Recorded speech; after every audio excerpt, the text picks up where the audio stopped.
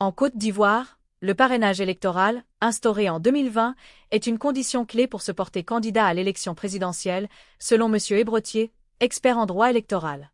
Ce mécanisme, prévu par les articles 25, 51, 53, 54 et 56 du Code électoral ainsi que par un décret organisant la collecte des signatures, exige des candidats de recueillir au moins 1% des signatures de l'électorat dans 17 des 31 régions et 2 districts autonomes du pays. Par exemple, dans la région de l'Ifou, où l'électorat compte 134 000 personnes, un candidat doit obtenir 1340 signatures pour valider son parrainage. Ce dispositif vise à limiter les candidatures dites « fantaisistes », tout en renforçant la participation citoyenne, un pilier pour consolider la démocratie ivoirienne. Selon M. Hébretier, le parrainage garantit une meilleure représentativité des candidats, favorisant des élections apaisées et crédibles. En exigeant un soutien populaire mesurable, il oblige les candidats à démontrer une assise électorale réelle avant même le scrutin. La collecte des signatures, qui se déroulera du 1er juillet au 26 août, est strictement encadrée. Elle est interdite dans certains lieux sensibles, comme les camps militaires, les cantonnements des eaux et forêts ou les hôpitaux, pour garantir la neutralité et l'intégrité du processus. Ce cadre légal, bien que salué pour son ambition de structurer le paysage électoral, suscite des débats. Certains y voient un moyen d'écarter des candidats indépendants ou moins influents, tandis que d'autres estiment qu'il renforce la légitimité des prétendants à la magistrature suprême. En somme, le parrainage électoral apparaît comme un outil à double tranchant. Il promeut la démocratie participative tout en posant des défis d'accès à la candidature pour certains acteurs politiques. Ce système, s'il est bien appliqué, pourrait redéfinir les dynamiques électorales en Côte d'Ivoire pour les années à venir. Disposition du dossier de candidature, le parrainage. Avant d'ouvrir le sujet avec vous, M. Alain Dogou, je vous propose de voir ce sujet de Thiem Médandier. On en parle juste après. Depuis le 4 juin 2025, date de publication de la liste électorale définitive, les prétendants au suffrage des électeurs lors du scrutin présidentiel sont à la pêche des parrainages de candidature. Il s'agit là du nouveau cap de la CEI, Commission électorale indépendante. Face à la presse le 2 juin dernier, le président de l'institution électorale du pays, Ibrahim Kibiar Koulibaly, faisait des précisions relativement à la réécriture de la loi qui requiert désormais 1% de parrains des 31 régions du pays et 2 districts autonomes, dont Yamoussoukro et Abidjan. Pour bien aborder ce virage qui ouvre l'organisation pratique de la présidentielle 2025, les commissaires superviseurs de la CEI sont sur le terrain dans leurs différentes zones de compétences. Objectif, lever toute incompréhension autour de cette disposition qui vise notamment à exiger de tout candidat de disposer d'une implantation ou d'une assise nationale et à limiter les candidatures fantaisistes, soit une vocation de consolider la démocratie représentative qui est loin de faire l'unanimité. En effet, sur le terrain, des voix se font entendre pour réclamer son retrait des dossiers de candidature.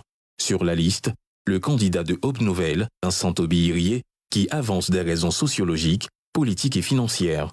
Le parrainage, faut-il le souligner, est prévu par le Code électoral en ses articles 25, 51, 53, 54 et 56 et par le décret fixant les modalités d'organisation de la collecte des signatures pour le parrainage des électeurs dans le cadre de l'élection du président de la République. Alain Dogou, en français facile, c'est quoi le parrainage citoyen et quel est son objectif? Première question. Merci beaucoup.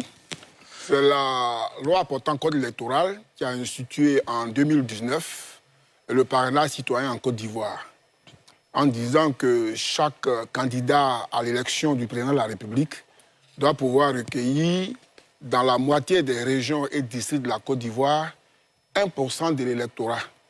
En Côte d'Ivoire, nous avons 31 régions et 2 districts autonomes qui ne sont pas dans les régions, ce qui fait 33. Quand nous avons divisé 33 par 2, ça fait 16,5.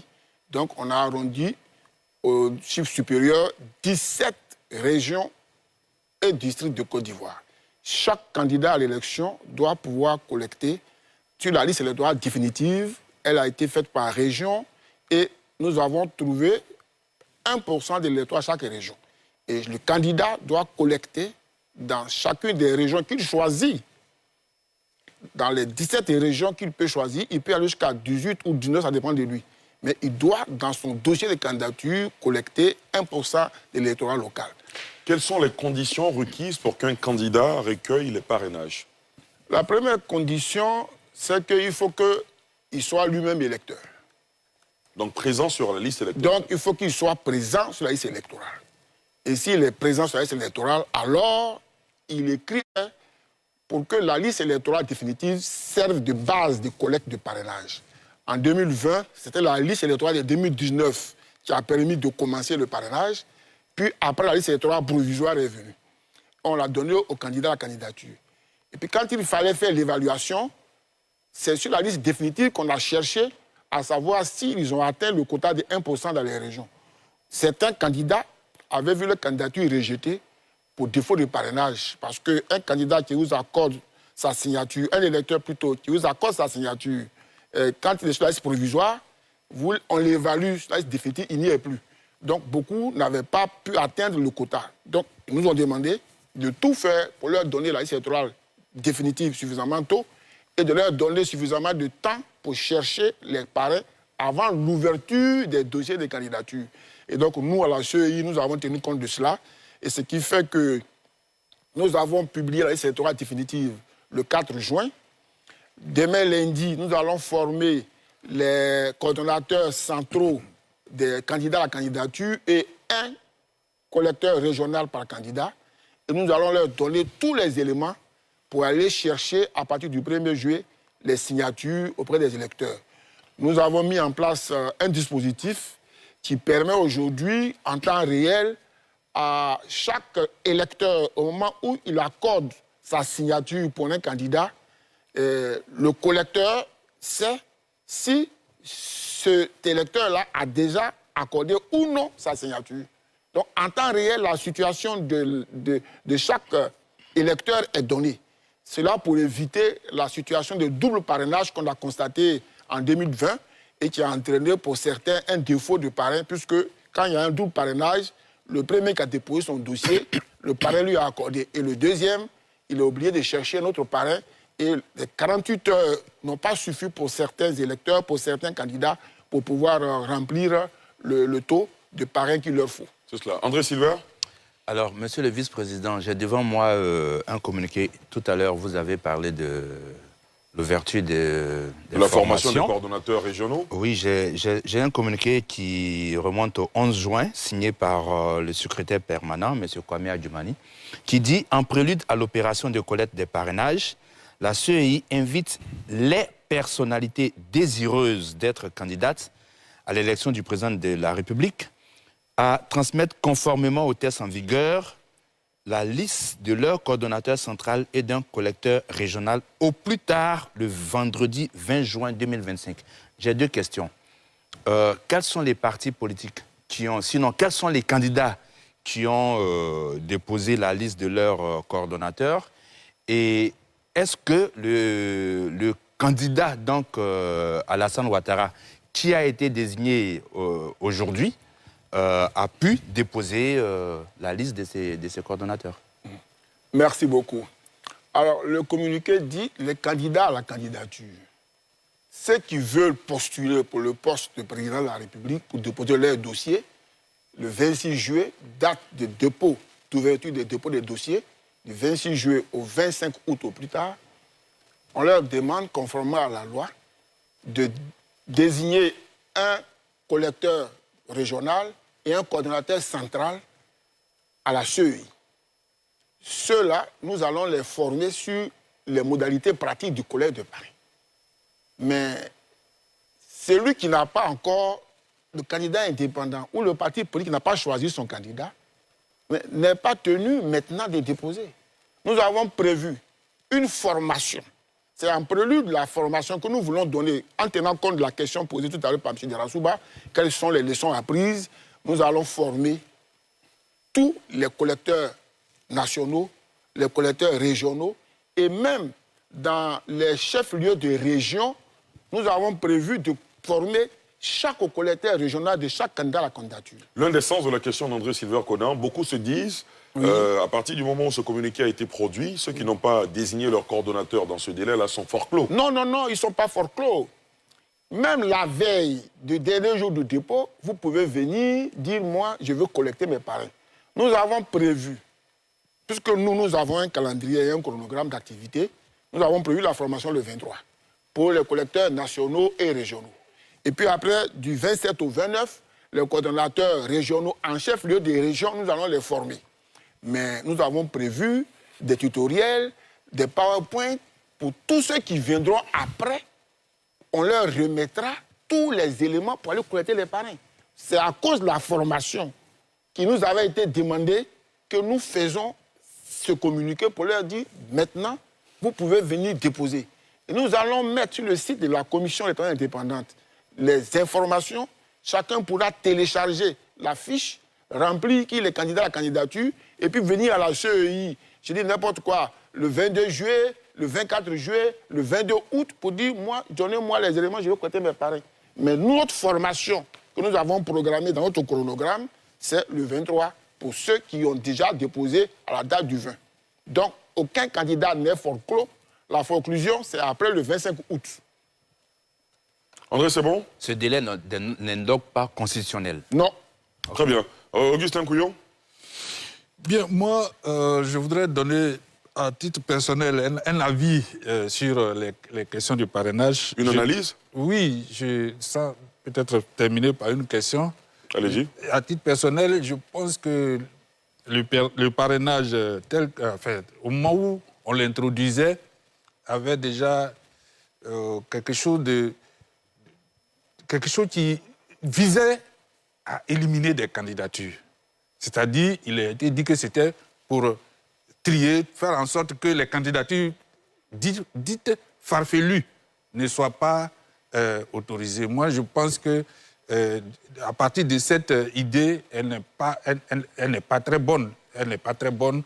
En tout cas, l'idée du parrainage n'est pas très bonne dans la mesure où, mais ça est dans la loi. Donc, évidemment, ça a été expérimenté en 2020 et on va faire la deuxième expérience en 2025.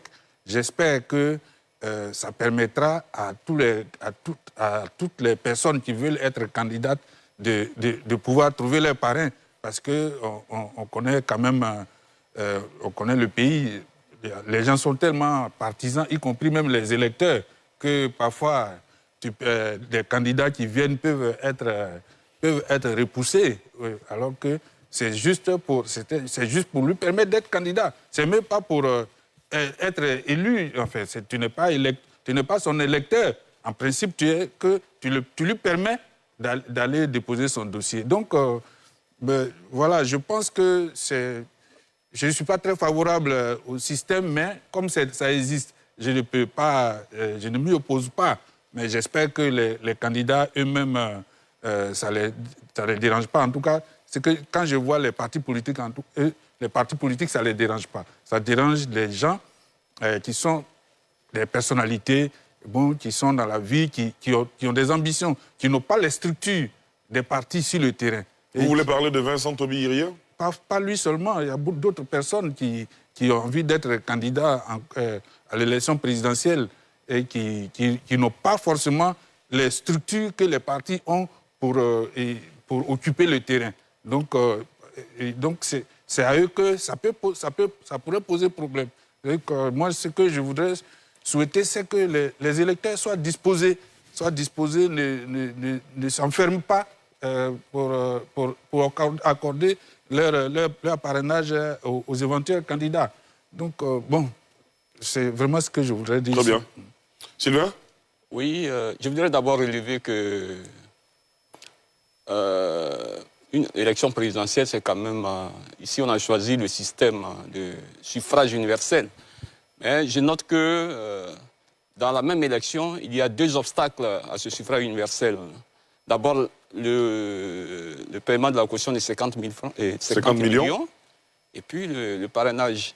Voilà, moi, j'ai pensé que à un moment donné, pourquoi on ne pouvait pas retenir l'un au lieu des deux? C'est-à-dire, là où on met la caution, on ne met plus de parrainage. Bien, là où on met le parrainage, on ne met plus de caution. Parce que ça fait quand même deux obstacles majeurs. C'est ce que je voudrais d'abord relever et puis poser une question. Allez-y. Tout à l'heure, c'est André qui a lu le communiqué qui a été produit par la CEI, où on parle de personnalité désireuse. Et puis, dans le développement de M. Dogou, il a dit que ceux qui vont être formés, en tout cas les candidats qui doivent envoyer à la CEI les coordonnateurs à former, doivent être sur la liste électorale. Alors, je voudrais demander, d'abord, je relève là une petite contradiction. Les candidats qui sont sur la liste électorale et puis les personnes désireuses, bon, ça me paraît un peu contradictoire. Mais le jour de la formation, est-ce que vous allez chasser de la salle les représentants des candidats qui n'ont pas leur nom sur la liste électorale?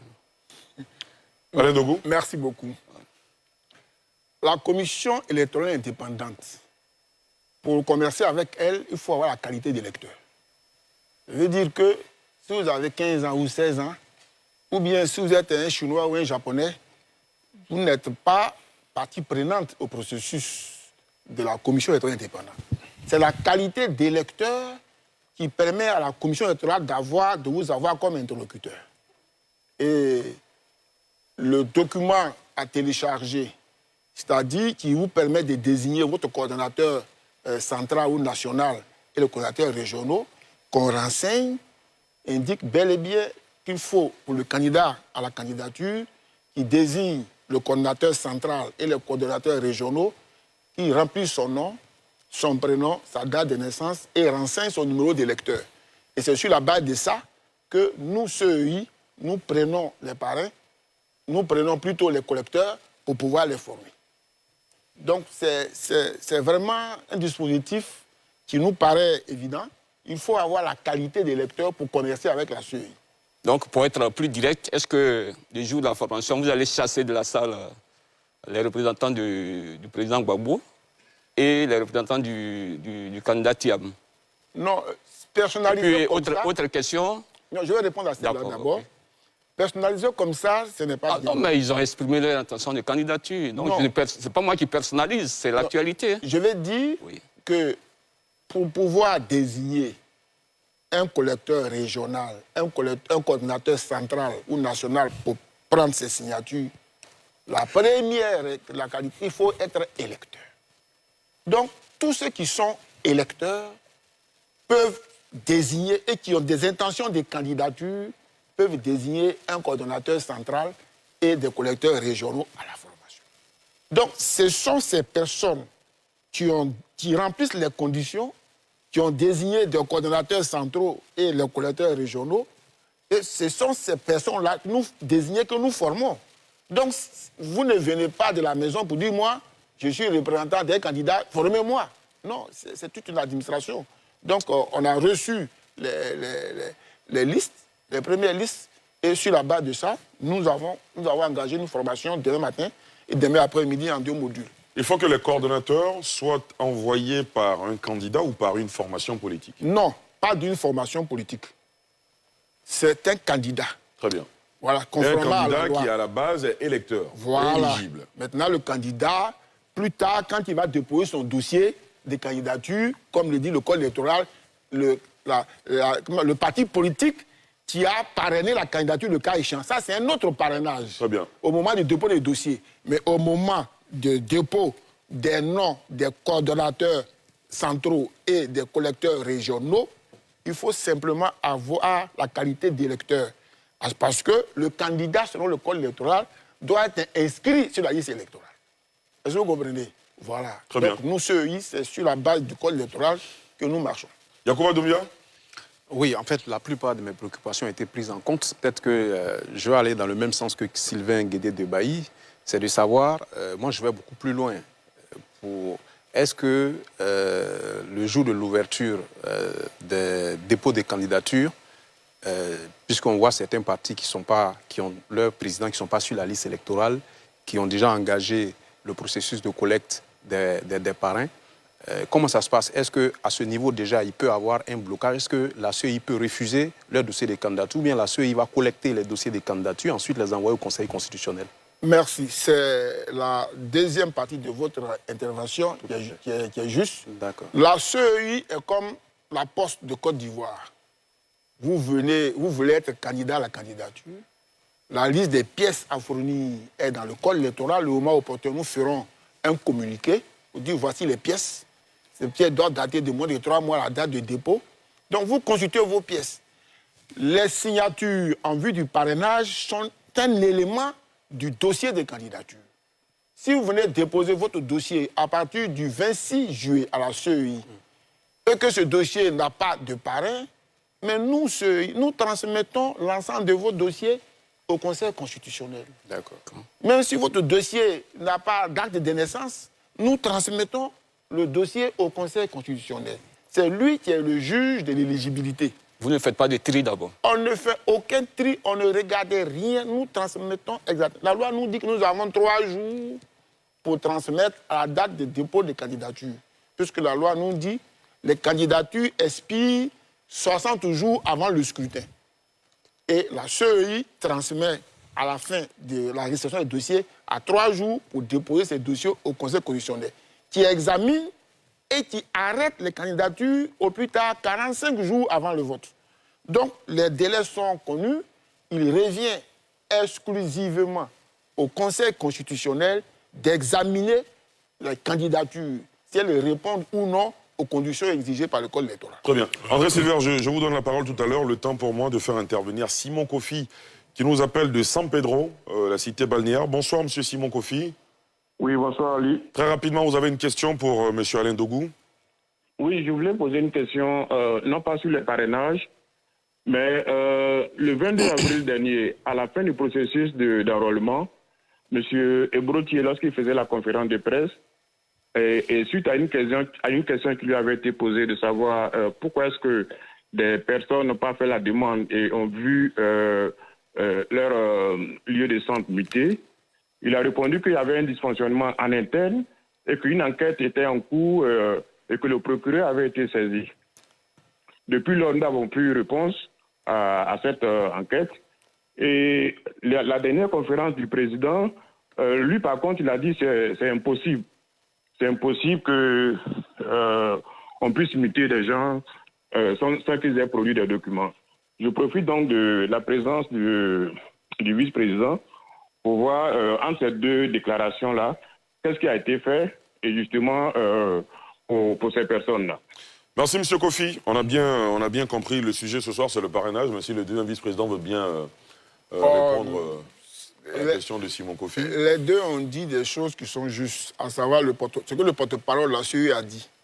Oui, les enquêtes étaient en cours, et puis ce que le président a dit, on ne peut pas vous déplacer sans qu'il y ait un document qui justifie. Eh bien, effectivement, l'enquête administrative, parce que le procureur a été saisi, ça c'est une enquête judiciaire. C'est cela. Mais en interne, quand nous avons fait le recoupement, nous nous sommes rendus compte effectivement que des personnes qui ont été déplacées, c'est de ça qu'il s'agit à leur insu. Il y a eu un dispositif qui a fait qu'il y avait une demande qui a été faite, mais la personne n'a pas fait la demande. Ce sont des agents, c'était de nos agents qui se sont mépris. Et sur la base de ça, nous avons profité du contentieux pour redresser l'ensemble des situations. Tous les électeurs qui étaient dans ce cas, nous avons ramenés dans leur lieu de vote habituel. Très bien. André? Alors, monsieur le vice-président, tout à l'heure, vous avez dit que pour pouvoir désigner déjà des coordonnateurs dans le cadre du parrainage, il fallait être sur la liste électorale. Premièrement, j'aimerais savoir quel test le dit. Ça, c'est un. Et de deux, vous n'avez pas le sentiment, là, d'être déjà juge des élections, en ce sens que vous décidez de l'éligibilité des potentiels candidats avant même qu'ils ne soient candidats. Si je comprends bien votre question, un enfant de 15 ans peut venir dire « moi je veux être candidat à la candidature », automatiquement nous le recevons. Nous recevons son délégué, nous recevons son coordonnateur. Si je comprends bien la logique. Si je comprends aussi toujours bien votre logique, avant même, il ne devrait pas avoir de rejet de candidature dès lors que certaines personnes ne remplissent pas les conditions, pas forcément de l'âge, et que vous ne préjugez pas. Je ne comprends pas, expliquez-moi bien. Quand on dépose les candidatures, l'âge est visible. Oui. Vous dites, ceux-là, on les rejette. Nous, CEI. Oui, vous dites qu'ils ne peuvent même pas commercer avec vous. Donc, vous ne les recevez même pas. Non, je vais dire, quand vous venez pour remplir la fiche pour désigner un coordonnateur central, il y a des éléments. Nom et prénom, date et lieu de naissance, numéro d'électeur. Ce sont ces éléments-là qui vous permettent de désigner un collecteur régional et un coordonnateur central. Nous, si vous avez 22 ans, que vous venez pour dire « moi, je suis candidat à la candidature », nous prenons des coordonnateurs. C'est le Conseil constitutionnel qui dira que pour être candidat à l'élection du président de la République, il faut avoir 40 ans, voire 45 ans. Mais déjà que tu as 22 ans, que tu déposes, nous prenons. Parce qu'à 22 ans, tu es sur la liste électorale. Maintenant, nous avons, conformément à la loi, un décret qui définit les modalités du collecte des parrainages. Et donc, c'est sur la base de ça que nous travaillons. À la fin, Wakili? En fait, je veux savoir si les conditions de réception peuvent être considérées comme des conditions d'éligibilité. C'est-à-dire, la loi dit la CEI, un candidat, ce qu'il doit présenter comme document. S'il n'a pas présenté ces documents, lorsque la CEI ne le reçoit pas, est-ce qu'elle a statut sur son éligibilité? Je veux savoir. Maintenant, vous dites que quelqu'un pourrait ne pas être en capacité de réunir les parrainages, mais s'il vient déposer ses dossiers quand même sans parrainage, vous transmettez à la CEI. Est-ce qu'il n'y a pas un problème à ce niveau? Et au Conseil constitutionnel. C'est-à-dire, il vient chez vous, il n'a pas pu remplir de formulaire parce qu'il n'est pas inscrit sur la liste électorale, il ne pourra pas faire les parrainages. Oui. Donc, n'ayant pas eu les parrainages de façon régulière, peut-être il va les faire sur papier libre, on l'a vu dans d'autres pays, il va trouver ses parrains quand même de façon... Or, la CEI, il va trouver ses parrains. Il trouve ses parrains, il vient vous les donner peut-être sur papier libre, alors que peut-être vous avez un formulaire, mais vous ne lui avez pas donné. Il a rempli ses parrains, il a trouvé le formulaire complet, il vous donne, vous prenez, et puis vous donnez au Conseil constitutionnel. C'est bien ça? Non, je répète pour dire que la commission est indépendante. Pour pouvoir commercer avec elle, c'est-à-dire travailler avec elle, la seule condition, c'est qu'il faut être ivoirien. Il faut avoir plus de 18 ans. Et il faut être inscrit sur la liste électorale. Si vous n'êtes pas inscrit sur la liste électorale, vous n'êtes pas partenaire d'une élection organisée par l'organe en charge de l'organisation des élections.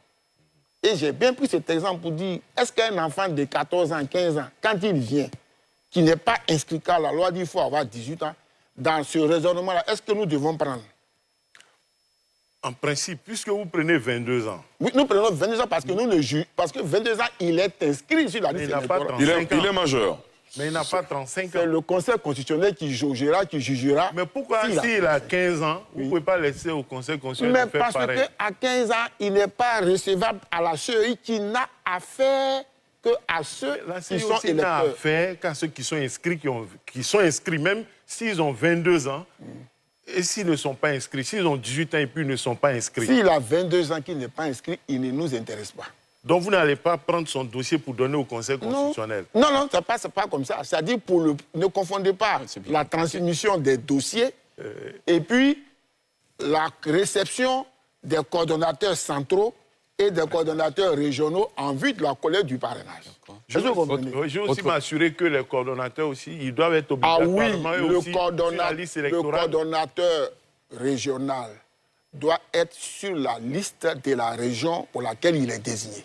Okay. Les coordonnateurs délégués, qui sont des délégués en chef-lieu de département, région, village, doivent être sur la liste de la région. Pas seulement la sous-préfecture, mais s'il est sur la liste de la région, il n'y a pas de problème. Le central, lui, il est central, donc quel que soit le lieu où il est inscrit, il n'y a pas de problème. D'accord. Autrement dit, les candidats Laurent Gbagbo et Tidjane Thiam ne doivent même pas perdre leur temps à vouloir, récolter des parrainages. C'est bien cela. Bon, ils ne sont pas inscrits sur la liste électorale. Vous prenez nos mots. Nous ne personnalisons pas le Nous disons, pour commercer avec la commission chargée des élections, il faut être électeur. Tous ceux qui ne sont pas électeurs, eux, ils ne sont pas électeurs. N'intéressent pas la commission chargée des élections. Est-ce que vous comprenez bien, M. Sini? Non, mais